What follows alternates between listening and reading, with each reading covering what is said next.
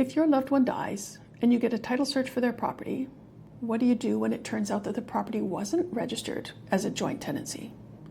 In a perfect world, if the owners really meant for the other person on title to get that property after one of them has died, the title would have the words joint tenants written on it under the owner's names.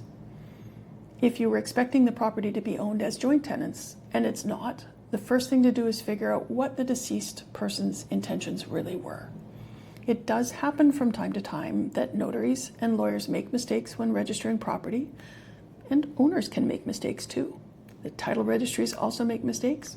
So if the original instructions were really to register the property as joint tenants and that just didn't happen for whatever reason, we have various fixes available for that problem. However, if the deceased owner really did mean for their interest to pass to their estate instead of to the other owners, then you're going to have to follow the process to get a grant of probate. I'll talk about this process in the next video. This sometimes happens in second or third marriages where a spouse wants their interest in a property to go to their children from a previous relationship through their will and not to the surviving spouse.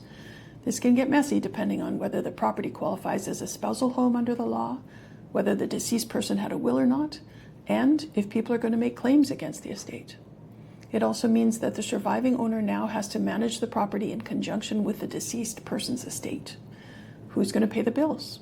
What happens when the estate wants to sell and the surviving owner does not?